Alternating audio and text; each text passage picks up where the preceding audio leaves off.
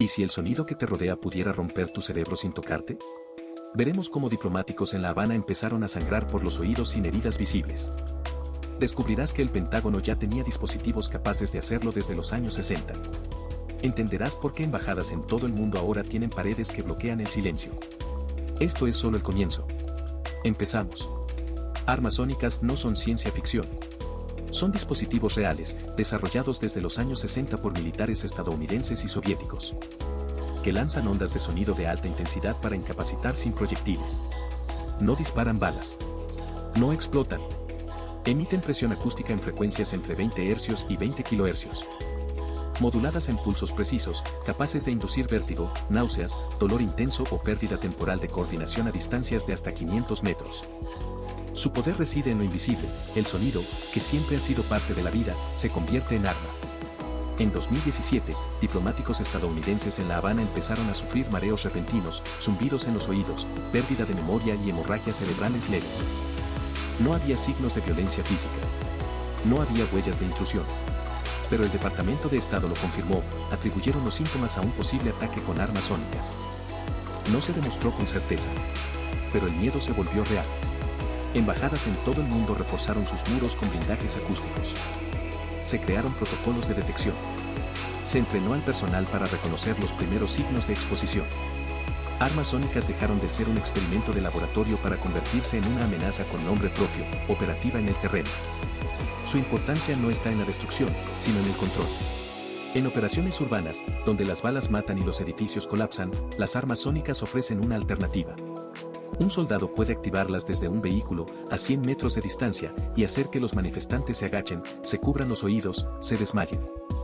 Si te está gustando, por favor, suscríbete, nos ayuda a seguir trayéndote más videos. No hay sangre en el suelo.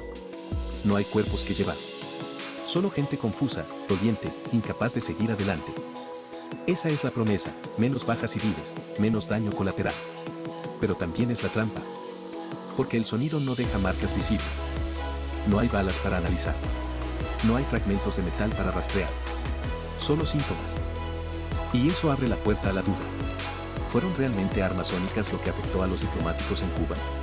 ¿O fue estrés, psicosis colectiva, o algo aún no identificado? La ciencia aún no responde. Pero los gobiernos actúan como si la respuesta ya existiera. Las armas sónicas no son armas de guerra convencionales. Son armas de incertidumbre. Su eficacia depende de la frecuencia, la intensidad, la duración del pulso. Un tono bajo puede inducir ansiedad extrema. Uno agudo, dolor en los oídos. Un pulso modulado puede hacer que el cerebro interprete una vibración interna que no existe. Y todo eso se hace con un aparato del tamaño de una caja de zapatos. No requieren munición. No necesitan recarga. Solo electricidad. Y silencio. La guerra moderna ya no se mide solo por explosiones. Se mide por lo que el oído no puede ver. Las armas sónicas representan un cambio de paradigma, el sonido como instrumento de poder. Y en un mundo donde las fronteras se desdibujan y los ataques se vuelven invisibles, lo que no se ve puede ser lo más peligroso. Armas sónicas no son explosiones. No levantan polvo. No dejan heridas visibles. Son dispositivos del tamaño de una caja de zapatos que convierten la electricidad en ondas de sonido capaces de paralizar, confundir o desgarrar el sistema nervioso desde cientos de metros de distancia. No requieren munición. No se recargan.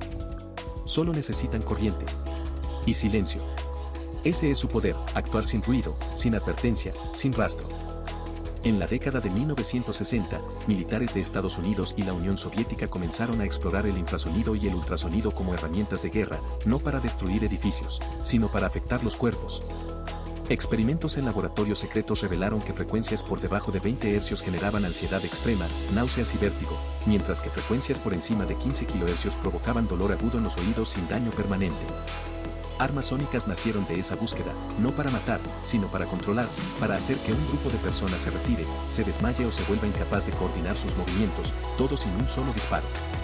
El diseño de las armas sónicas modernas es minimalista, un conjunto de transductores piezoeléctricos, una fuente de alimentación y un sistema de modulación de pulsos. La clave no está en el volumen, sino en la precisión.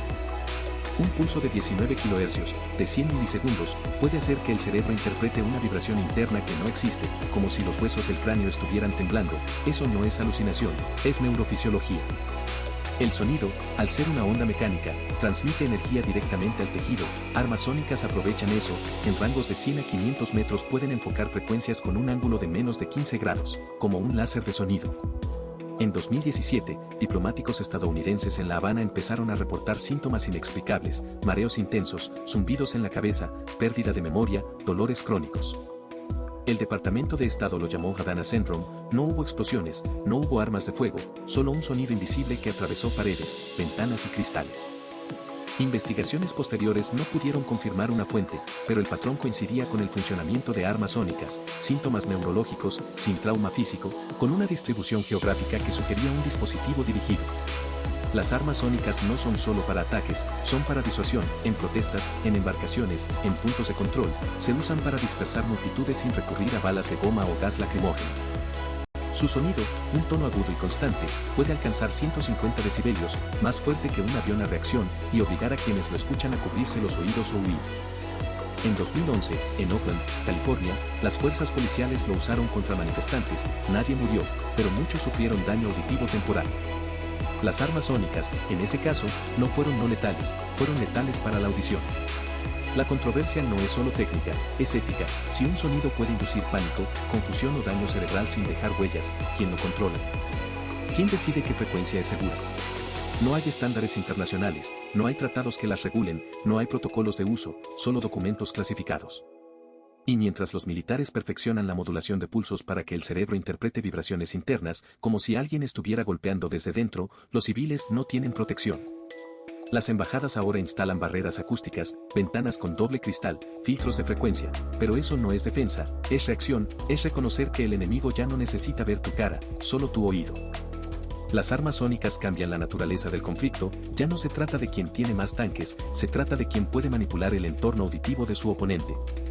Un ataque puede venir desde un camión, un edificio, un dron, sin rastro, sin advertencia, sin muertos, pero con víctimas que no saben qué les pasó. Con soldados que pierden el equilibrio, con diplomáticos que nunca vuelven a dormir bien, las armas sónicas no son el futuro de la guerra, ya están aquí. Y lo más peligroso no es que puedan matar, es que pueden hacer que la mente de alguien se vuelva su enemiga. Las armas sónicas no dejan cráteres ni huellas de bala. Dejan síntomas, náuseas agudas, vértigo persistente, tinnitus que no cesa, y en casos documentados, lesiones cerebrales traumáticas sin impacto físico. En 2017, al menos 24 diplomáticos de Estados Unidos y Canadá en La Habana comenzaron a presentar estos síntomas tras experiencias repentinamente intensas de sonido direccional, según informes del Departamento de Estado. Nadie vio el dispositivo. Nadie escuchó un disparo. Solo un zumbido agudo, una presión en el cráneo, y luego semanas de confusión neurológica.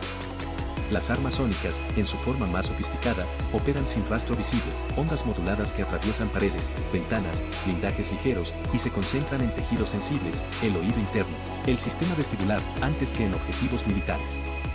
Su legado no es de victorias en campo abierto, sino de transformaciones sutiles pero profundas en la forma en que se entiende la seguridad. Ante la amenaza sónica, las embajadas ya no solo reforzaron muros.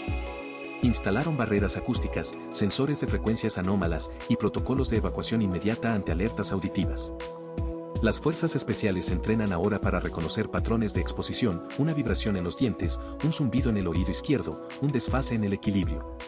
El rango efectivo de estos dispositivos, entre 100 y 500 metros, los convierte en herramientas ideales para operaciones urbanas de control multitudinario o neutralización selectiva.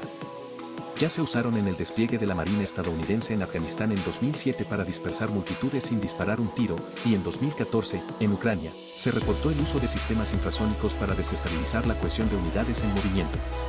Las armas sónicas no buscan matar, sino incapacitar, que un soldado se agache, que un conductor pierda el control, que un líder se retire de una mesa de negociaciones.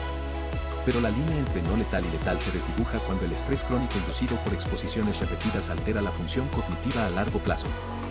La controversia sobre los casos de La Habana sigue abierta. Algunos expertos defienden que el infrasonido de baja frecuencia puede generar daño mecánico en estructuras delicadas del oído interno. Otros advierten que los síntomas coinciden con trastornos psicogénicos o factores ambientales. Pero lo que no cabe duda es que las armas sónicas han forzado una nueva categoría en el derecho internacional, como prohibir algo que no deja evidencia balística, que no requiere munición y cuyo efecto se mide en segundos, no en muertes. Hoy, las armas sónicas son un recordatorio de que la guerra ya no se gana solo con más fuego, sino con más control del entorno sensorial. Su mayor poder no es el de destruir, sino el de hacer dudar, dudar de tu propio cuerpo, de tu entorno, de la realidad misma. Si te ha gustado, suscríbete para más historias increíbles. Nos ayuda mucho a seguir creciendo.